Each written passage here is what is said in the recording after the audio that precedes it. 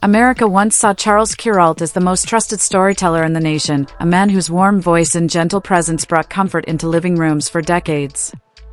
But behind that polished image was a secret life that could have shattered his reputation if it had ever been revealed while he was alive.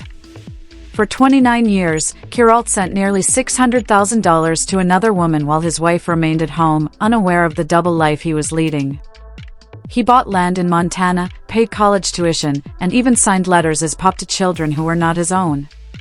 To millions of CBS viewers, he was the kind and thoughtful journalist wandering down back roads, uncovering the beauty of ordinary lives. But in private, Kuralt was juggling two worlds, one carefully curated for the public, and another hidden away in secrecy. That hidden truth would remain buried until the day he died, when a single letter surfaced and rewrote everything people thought they knew about him. Although many assumed Kuralt had been raised in Wilmington, North Carolina, that wasn't the full story. He was only born there because his mother, Anna, chose the town's James Walker Memorial Hospital to deliver her child. On September 10, 1934, she gave birth to Charles, then brought him home to her parents' tobacco farm in Onslow County. That farm stretched across 100 acres, and it became the backdrop of Charles's earliest memories. Life there was far from easy. There was no electricity, no running water, and not even a sink. Drinking water came from a pump on the porch, poured into a gourd that hung from a nail. The family heated their home with wood stoves. Despite the hardships, Charles never seemed to complain. Instead, he found joy in the simple pleasures of country life. He crafted kites out of newspapers using flour paste for glue, tied them with tobacco string, and flew them high above the barn, joking that they soared so high even God could read the headlines. He whittled slingshots out of dogwood branches and amused himself by tickling Venus flytraps with bits of straw. The Kuralt family moved frequently. They lived in Washington, North Carolina, then in Steedman, then in Atlanta, before finally settling in Charlotte during the mid-1940s. By then, his father Wallace had become the head of the Department of Social Services for Mecklenburg County. Each move shaped young Charles in different ways, but one passion stayed constant: his fascination with radio. By the age of 14, he was already announcing minor league baseball games and hosting a music show for Waze Radio in Charlotte. That same year, he entered a local writing contest with a story about a dog interrupting a baseball game, and he won. While attending Alexander Graham Jr. High between 1945 and 1948, he was guided by his teacher in Baton, who introduced him to journalism. Under her influence, he began writing a column called The Kaleidoscope for the school newspaper. Then, at just 14 years old, something remarkable happened. In 1948, Charles won the National Voice of Democracy contest, a prestigious honor given to only 4 students that year. His prize was a $500 scholarship, an enormous sum at the time, and a trip to Washington, D.C. There, he shook hands with President Harry S. Truman in the White House and delivered his winning speech at Colonial Williamsburg, standing on the very spot where Patrick Henry had once declared, "If this be treason, make the most of it." Charles later explained that his speech was designed to capture that same bold, patriotic spirit. The contest itself had only existed since 1946, making him one of its very first winners. It was a defining moment that proved how gifted he was long before he even finished high school. Despite his achievements, Charles still lived a boy's life on his grandparents' tobacco farm during the summers. He worked alongside them in the fields, collecting leaves during the harvest, passing them to a stringer, and watching them tied onto sticks to dry in the barns. What thrilled him most, however, were the long 50-mile wagon rides to the tobacco market in Kinston. His grandmother Rena would hitch up the mule, load their cured tobacco, and tell him stories on the way. She spoke of bandits who once robbed farmers returning from market, explaining that wagons used to travel with riflemen to guard them. Charles would pretend he was one of those guards, scanning the horizon for make-believe outlaws. These memories would later shape the way he told stories on television, with rich detail and a sense of adventure. Charles also witnessed things most white children of his time never saw.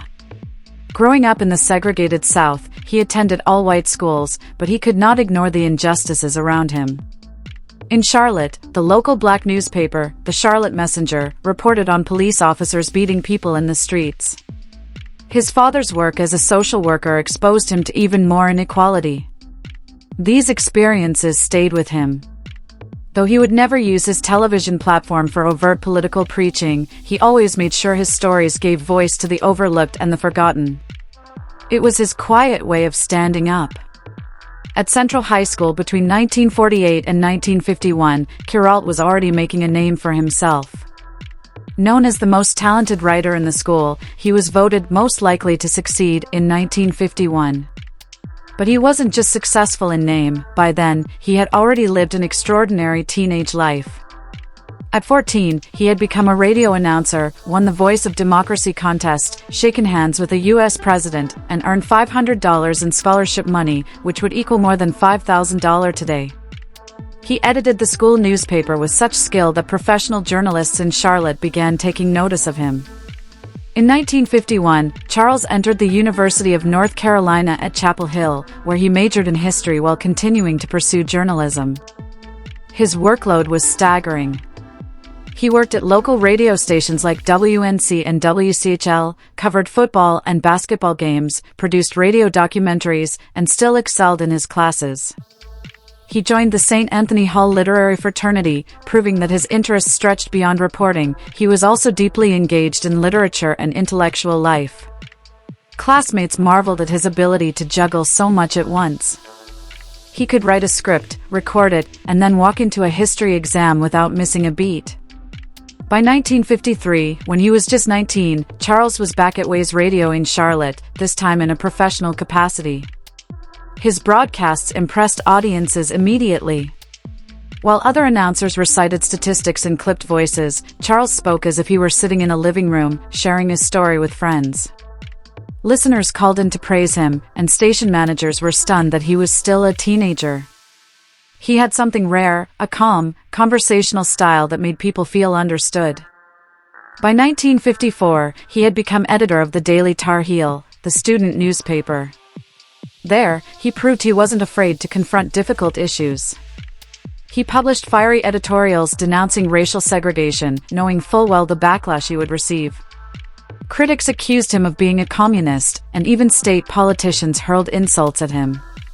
When the university banned alcohol in fraternities, Charles mocked the decision with biting humor, writing an editorial titled Pierre, Meet Fred, comparing the policy to a French campaign against wine. He wasn't just reporting, he was challenging authority and wielding wit as a weapon. In 1955, Charles graduated from UNC with a degree in history. His family urged him to go to law school, a safer and more stable career. But Charles had already won a national award for a radio documentary on North Carolina's past, and the recognition had lit a fire in him. Professionals across the country had noticed his work. Against his family's wishes, he turned down law school to chase journalism full-time. It was a risky choice, especially since his family was not wealthy, but his instincts proved right. Just 2 years later, in 1957, CBS News hired him at the age of 23. He became the youngest correspondent in the network's history. By 1959, Kuralt had moved to CBS headquarters in New York City. For him, it was like a dream come true. His childhood idol, Edward R. Murrow, worked in the same building. After just 1 week filling in as a writer on Murrow's nightly broadcast, Kuralt was promoted to the television news team. CBS was desperate for fresh faces to fill its new TV programming, and Kuralt was a perfect fit. Television news in the late 1950s was still experimental, often improvised, and sometimes chaotic. Kuralt worked on programs like Dimensions on Health, producing short pieces about American life. The pace was grueling. He often had to write quick, clear radio scripts in the middle of the night. That relentless schedule forced him to develop a storytelling style that was sharp, efficient, and deeply human, qualities that would define his career. By 1960, his career had taken another leap. At just 25 years old, Kuralt became the first host of a primetime series called Eyewitness to History. He quickly became the face of the program, and one of its most significant assignments was covering the landmark debates between John F. Kennedy and Richard Nixon.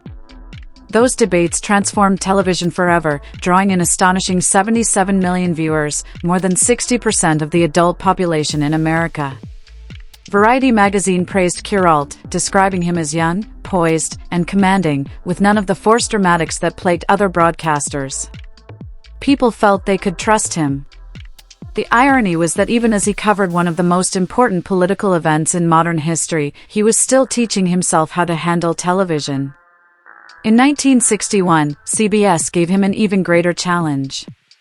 At just 27 years old, Kuralt was sent to Rio de Janeiro as the network's chief Latin American correspondent, responsible for reporting across 23 countries. The assignment was dangerous.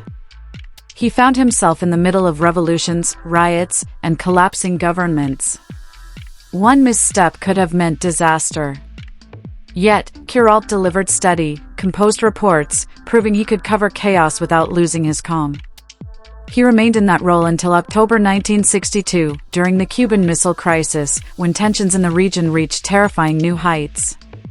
By the time he returned to the United States in 1964, America was in turmoil with civil rights struggles, protests, and the Vietnam War dominating headlines. Kuralt reported from Vietnam, where he narrowly escaped death during an ambush that killed half of the company he was traveling with. In 1965, he created a Christmas special from the war zone, which included a heartbreaking moment when a soldier was shot on camera. He also covered the Selma marches, capturing the raw voices of ordinary people caught in extraordinary events. By 1967, however, Kuralt had grown weary. Competing with other journalists for the biggest, bloodiest stories left him exhausted. He longed for something different. He went to CBS executives with an unusual idea: no more assigned stories, no more chasing headlines, just months spent traveling America's highways to see what he could discover. Inspired by John Steinbeck's Travels with Charlie, he proposed a road trip series. Executives thought it was a joke at first, but one of them gave him a chance, on the condition that costs remain low. That fall, Kuralt and cameraman Isidore Bleckman set out in a rented motor home. It was far from glamorous, the seats were stained, the refrigerator was stocked only with beer and soda, and they survived on peanut butter and crackers. Each morning, they looked at a map, picked a town about 100 miles away, and drove. This simple approach gave birth to one of the most beloved series in television history. Over time, they would use 6 different motorhomes, travel over 1 million miles, and create more than 500 segments in 48 states. Kuralt had stumbled onto something that television had forgotten: the quiet dignity of everyday American lives. The very first On the Road segment aired on October 27, 1967. It featured George and June Butler, a couple in Jacksonville, Vermont, who made maple syrup. On camera, George explained the magic of the work: you can get color, and you can get sound, but you can't get smell. The aroma is one thing, maybe it's the osmosis of the sap getting in your system. Their joy wasn't about profit, it was about the simple pleasure of being in the woods. That story set the tone for everything that followed. It was humble, sincere, and deeply human. By 1968, Kuralt and his crew had already traveled 50,000 miles. Along the way, they met a 99-year-old bricklayer in Iowa who was still working, a 104-year-old jogger, a man who built a house out of beer bottles, and a woman who owned the world's largest ball of string. Kuralt once listed the people they encountered: wrestlers, jugglers, mountain climbers, traffic cops, tattoo artists, candy dancers, sheep shearers, bagel bakers, horseshoe players, rodeo riders, sorghum makers, and seashell collectors. Each story was a celebration of life in its most unexpected forms. In 1970, the show changed forever when producer Shed Northshield joined the team. He introduced mobile editing equipment, allowing them to cut and assemble stories on the road instead of returning to New York. That innovation made the series faster, sharper, and even more intimate. On the Road had evolved into more than just a segment, it was becoming a national treasure.